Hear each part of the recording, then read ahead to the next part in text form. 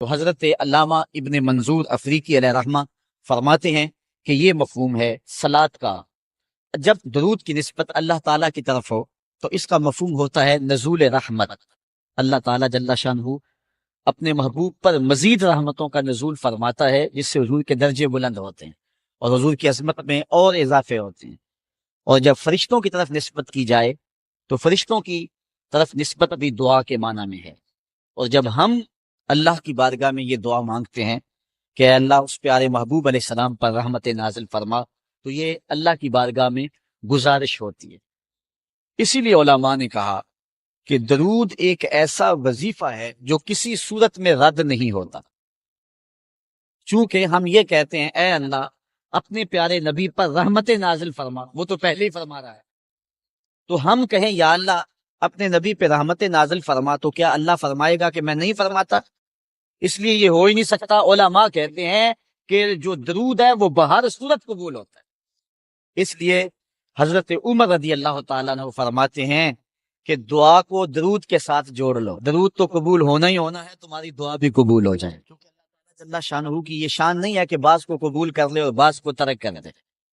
ہماری فقہ کا بھی مسئلہ ہے، اگر آپ نے کسی سے سودا لیا ہے، اس میں کوئی ردی چیز آ گئی اور کچھ صحیح آ گئی ہے، اب یہ نہیں آپ کر سکتے کہ جو صحیح ہے وہ رکھ لیں اور ردی واپس کر دیں، یا تو وہ صحیح کے ساتھ ردی بھی قبول کرنا پڑے گی اور یا پھر جو ہے وہ صحیح بھی واپس کرنا پڑے گی۔ یہ نہیں ہوگا کہ مرضی کی رکھ لی اور مرضی کی واپس کر لی، یا سارا سودا قبول کرنا پڑے گا یا سارا سودا واپس کرنا پڑے گا۔ تو اللہ تعالیٰ جل شانہ کے حضور جب درود کے ساتھ دعا مانگی جائے تو پھر اللہ تعالیٰ جل شانہ اس دعا کو چھانٹ کے الگ نہیں کرتا کہ میں نے یہ نہیں قبول کرنی۔ درود کے ساتھ جو مانگی ہوئی دعا ہے اللہ وہ بھی مستجاب فرما لیتا ہے، وہ بھی قبول فرما لے۔ درود پاک وہ بابرکت عمل ہے کہ جو اہل ایمان کو تعلیم دیا گیا۔ علماء نے لکھا کہ زندگی میں ایک مرتبہ درود شریف پڑھنا فرض ہے، اور جب حضور علیہ السلام کا نام لیا جائے اس وقت درود پڑھنا واجب ہے۔ اس کے علاوہ بھی وجوب کے اور بہت سارے مقامات علماء نے بیان کیے، اور نمایاں 40 مقامات علماء نے بیان کیے جہاں درود شریف پڑھنا مستحب ہے، لیکن بعض مقامات پہ درود شریف پڑھنا مکروہ بھی ہے، جس طرح باتھ روم اور اس قبیل کے اور مقامات اور جگہ اور جو ہے وہ احوال ایسے ہیں جہاں درود شریف نہیں پڑھا جائے گا۔